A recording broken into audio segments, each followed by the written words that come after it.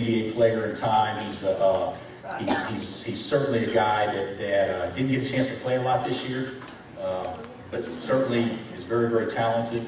And you know, the thing about it is he's very, very good. He's very bright. He's good in English. He's got a great vocabulary, and he can spell. But defense has been a word that he's really, really struggled with early in his career at ball. But he's also a good player, and you'll see that more and more going forward. That'd be Connor Franklin. I don't think anybody's really seen what he can do. I mean, he's got a chance to be a special player. And that would be our freshman from Petersburg, Virginia. That is the second. Is that right, Frank? You're the second all-time leading scorer? Who's first? But you're better than him, though, right? Moses Malone is all-time leading scorer. Frank's better than Moses. Frank Mason. Explosive because his knee was hurt, and since the season's been over, he's been able to get that corrected. But he is not going to be a good player. He's going to be a great player. And he can play the 1, 2, or 3. You'll see more and more of that next year. But I think he's got a chance to be special. That'd be Wayne Selden.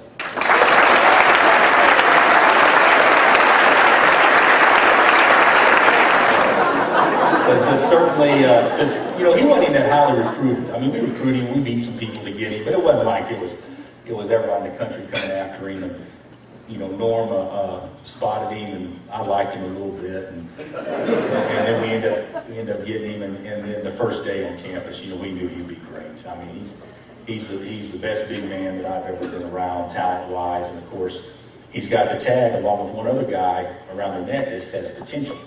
And potential, it means you've got a chance to be something special, but you've got a lot of work ahead of you. And the thing that I'm most disappointed and sad for Joel for is the fact that he came to Kansas and he gave us everything he had, and he didn't get a chance to experience the greatest thing that college basketball has to offer. And on the flip side, I think if you would ask Joe, because we talked about this, he'd say the same thing. That'd be the thing that he would miss most. But I know that everybody, Joe, is totally happy with you and happy with your decision. And there's no way you can make another decision than what you did. And we're all very proud of you. And just remember this, when you and Wiggins are gone, you know, I know this isn't a Christian university, but understand the concept of tithing, because you should be doing something like that. Joel Embiid.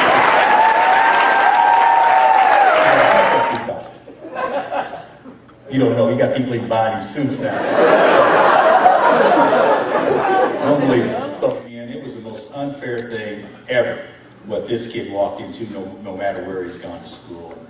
And, you know, I used to, and Andrew would tell you this, I used to get frustrated with him quite a bit, because he was just steady. And I wanted him to do this. But you know what happens when you do this? You also do this. And you do this, and you do this. And you stop and think about a kid that should be a high school senior. I don't know if everybody understands. He should have been a high school senior this year. He graduated early so he could come here. And to have all the stuff that's been thrown at him, and to be put, and he didn't ask for it, and to put this type of pressure on him, but to stay this way the whole time. And no matter what anybody said, he was here.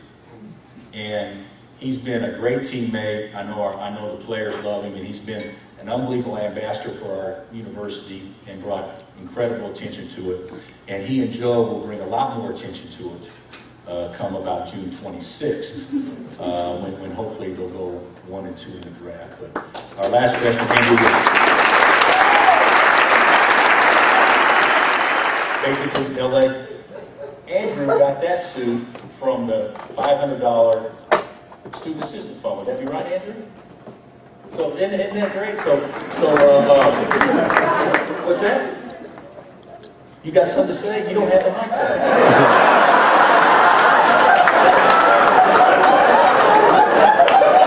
Hey, let me tell you something. If you can say you're coming back, you can talk all you want.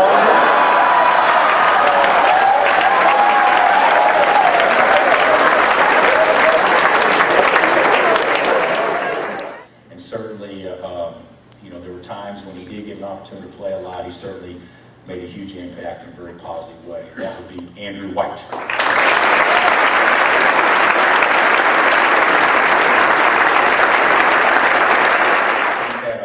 unbelievable story, and certainly we're so proud of him. And you know, when you start talking about toughness and things like that, I think that, you know, he can probably relate to toughness in a way that the majority of us would never ever dream of relating to it.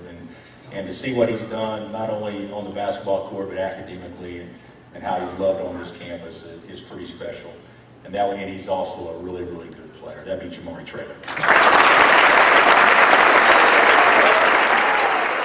And, you know, the thing about it is, didn't we kind of just all expect him to take the next step this year? You know, even though he didn't play a ton last year, but last year he was so good down the stretch, and he definitely took that step. And you know, he's a guy, he'll score 1,500 points easy here at the University of Kansas. Maybe a lot more than that if he sticks around both years. But he is certainly a terrific player. And he also has, you know, people have been saying, Perry, what they've been saying, are you coming back? Is that what they've been saying? Are you? Perry Ellis, coming back. Actually, he told us today, I said, well, you got any plans? And he said, well, you know, I got an email from some club in Australia. I said, really, you're going to go play ball in Australia? He said, no, it's football. I said, so you're going to play football in Australia? No, it's there's a tryout. And I said, well, in Australia, do they play rugby, or what kind of football? He said, yeah, I think it's rugby. So obviously he's done a lot of research. And he said, I said, well, you can't play football. You never hit anybody.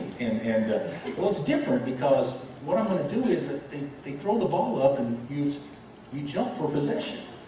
Is that right, Justin? And the possessions are real important, because it's important to the game to win the possessions. And if what he said is right, he needs to get that, because if they pay what you say, you need to move to Australia, bud. So, but really proud of him.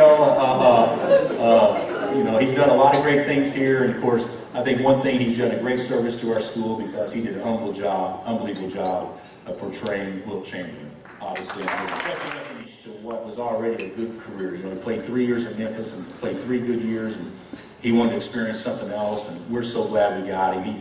He wasn't a good teammate, he was the best. And he's sharp, he's already graduated in 3 years, he's working on his master's. He'll have a chance to get his master's degree if he stays after, hopefully by the end of summer. But we're so pleased with him. You know, he got him, you know, I don't know if you know this, but he had a problem with putting his hands on other male dudes within 94 by 50 area, and the black and white striped shirts saw him do it way too often, and he played through a lot of foul troubles there early in the season, and then he got relaxed and he got really good, and you know, you guys saw it there late in the season. He was our best performer in the NCAA tournament, and certainly a guy that I wish we had more time with. Tari Black.